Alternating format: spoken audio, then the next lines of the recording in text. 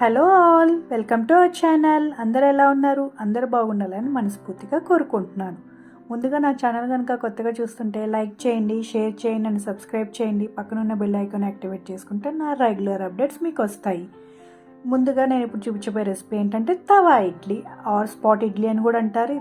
ఇది Hyderabad most famous street food అండి. ఇప్పుడు దీంట్లోకి కారం ఎలా ప్రిపేర్ చేసుకోవాలో నేను మీకు ఇప్పుడు చూపిస్తున్నాను. ముందుగా ఒక స్పూన్ పచ్చిశనగపప్పు, ఒక స్పూన్ మినపగుళ్ళు, ముందు రెండింటిని వేయించుకోవాలి. ఒక స్పూన్ నువ్వులు, ఒక 5 to 6 ఎండుమిర్చి, హాఫ్ స్పూన్ మిరియాలు. పచ్చిశనగపప్పు మినపగుళ్ళు ముందుగానే వేయించుకోవాలి, ఆ తర్వాత మిగిలిన వేయించుకోవాలి. ఇక్కడ 1 స్పూన్ జీలకర్ర అండ్ ఎండు కొబ్బరి పౌడర్ తీసుకుని మీరు ముక్కలైనా వేసుకోవచ్చు. ఒక 10. నేను ఇక్కడ ఒక రేప చింతపండు, కొంచెం కరివేపాకు వేసుకొని అన్నీ వేయించుకొని ఇలా పౌడర్ చేసుకున్నాను. ఇలా చేసుకొని పెట్టుకుంటే మీకు ఈజీగా ఉంటుంది.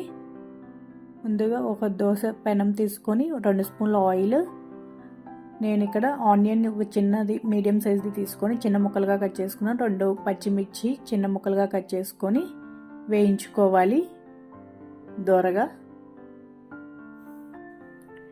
ఇప్పుడు నేను క్యారెట్ ముక్కలు వేసుకుంటున్నాను. బీట్రూట్ అవైలబుల్ ఉంటే బీట్రూట్ అయినా వేసుకోవచ్చు, బాగుంటుంది. ఇది వేగుతున్నప్పుడే క్యారెట్ ముక్కల్ని తీసుకొని వేయించుకుందాము. ఈ 2 వేగుతున్నప్పుడే కొంచెం కరివేపాకు చేత్తో తుంపి వేసుకోండి, అది కూడా ఫ్రై అవుతుంది. నేను ఈ తవా ఇడ్లీ బయట తిని మీకు ఆ రెసిపీని మీకు చూపిస్తున్నాను. వాళ్ళని ఏమేమి వేసారో కనుక్కొని చాలా బాగుంది, మీరు కూడా ట్రై చేయండి. అండ్ ఇందులో టొమాటో చిన్న ముక్కలుగా కట్ చేసుకొని వేసుకొని వేయించుకోవాలి. ఈ టమాటాలు మెత్తగా అయినంతవరకు వేయించుకున్న తర్వాత మనం పౌడర్ చేసుకొని పెట్టుకున్న కారం ఉంది కదండి, అదొక 2 స్పూన్స్ వేసుకొని వేయించుకోవాలి.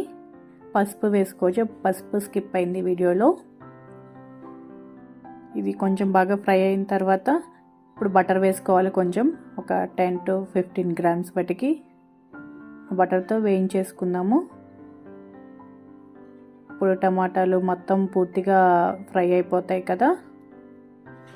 నా ఛానల్ కనుక కొత్తగా చూస్తుంటే లైక్ చేయండి, షేర్ చేయండి, సబ్స్క్రైబ్ చేయండి. అందరూ వీడియోస్ చూస్తున్నారు కానీ లైక్ చేయట్లేదు అండ్ కామెంట్ కూడా చేయట్లేదు. Please subscribe for more videos.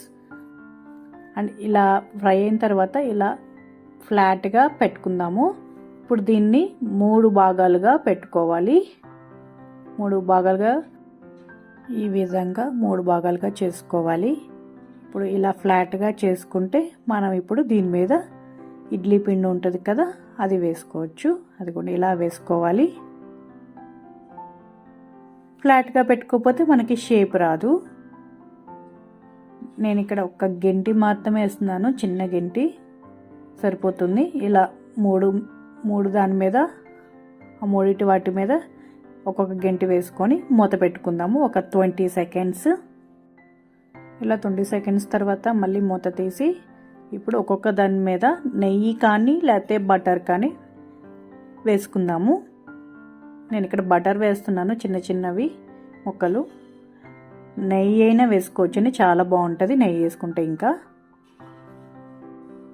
ఇప్పుడు మళ్ళీ మూత పెట్టేసుకొని ఒక 40 seconds దాన్ని అలా ఉంచేద్దాము. 1 side ఫ్రై అయిపోతుంది. ఇప్పుడు స్లోగా టర్న్ చేసుకోండి. ఇలా ఫ్రై అయిపోతుంది. చూడండి ఎంత కలర్ఫుల్గా ఉందో, టేస్ట్ కూడా అద్దిరిపోతుంది.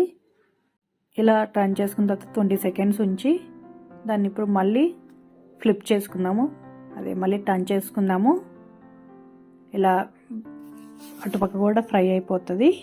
ఇప్పుడు దాని మీద మళ్ళీ పౌడర్ వేసుకుందాము. మనం ఇందాక చేసుకున్నాం కదా, అదే పౌడర్ అలా లైట్గా చల్లుకుని ఒక ప్లేట్లోకి తీసేసుకొని చట్నీతో సర్వ్ చేసుకుంటే ఎంత బాగుంటుందంటే మీరే ట్రై చేసి నాకు కింద కామెంట్ సెక్షన్లో చెప్పండి. మా పిల్లలైతే లంచ్ బాక్స్లోకి కూడా ఇవే తీసుకెళ్తున్నారు, ఇడ్లీ వద్దని. మీకు నచ్చిద్ది, మీరు కూడా ట్రై చేయండి. ఇలాంటి మరిన్ని వీడియోస్ కోసం నా ఛానల్ని లైక్ చేయండి, షేర్ చేయండి అండ్ సబ్స్క్రైబ్ చేయండి. పక్కనున్న బెల్ ఐకాన్ యాక్టివేట్ చేసుకుంటే నా రెగ్యులర్ అప్డేట్స్ మీకు వస్తాయి. కామెంట్ చేయటం మాత్రం మర్చిపోవద్దు. Thanks for watching. See you the next video. Bye.